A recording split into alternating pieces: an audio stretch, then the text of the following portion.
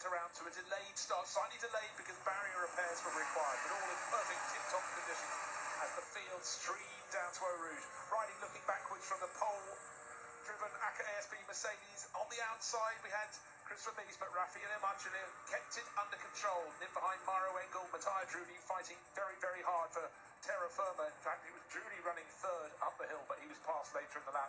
Nobody was getting past the Optimum Motorsport Mercedes, and unfortunately for Philippe Ellis, he was given a cloud and spun around up at La Source. Also in trouble, Finley Hutchinson, he was hit, picked up a puncture, as was Daniel Kalbitz, as was Alexandre Imperatori. It just got a little bit too busy.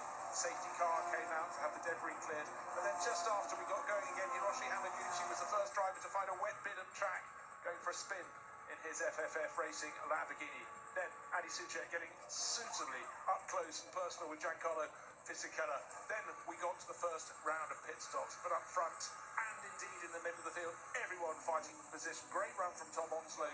Cole working his way up through the traffic for Ram Racing. Nobody though troubling number 88. That was Raffaele Marcello. He went on to do the first three stints. Some of those behind, including the Lexus, got a little bit too up close and personal. The Bentleys going for a spin on the two CMR cars at the bus stop. Always such a tricky corner, but this was one of the battles of the first part of the race. And Dennis Lin made it stick, finally got past the 66 Attempto Racing Audi. It was driven so well by Patrick Niederhauser.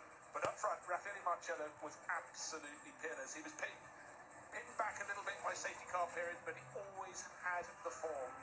Those behind him was all about track positions. The Porsches started to make their moves up into the top 10. GPX Racing and KCMG really getting in the mix. Then a mix-up up at the bus stop. Mauro Engel made a move to go past Niederhauser. It went wrong, and Thomas Preining didn't need a second invitation. The number 40 GPX Racing Porsche, he was the one going through.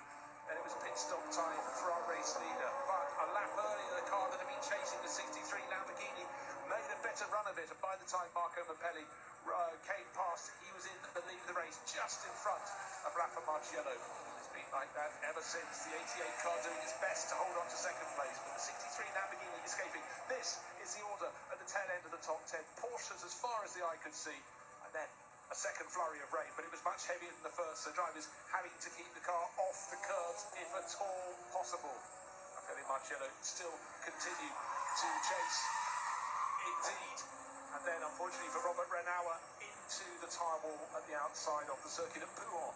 The rain came down just a little bit harder, constantly changing, and visibility very, very hard indeed for the drivers now. Not so much because it was full darkness, but it was just trying to find out where the wet patches were. Unfortunately for Charles Weerts, he was thumped up the back in the 32 Audi by one of the BMWs, and the car, we think, is now out of the race. And certainly making it harder and harder as the tricky conditions continued to change. The safety car came out so that 32 Audi could be put onto a flatbed.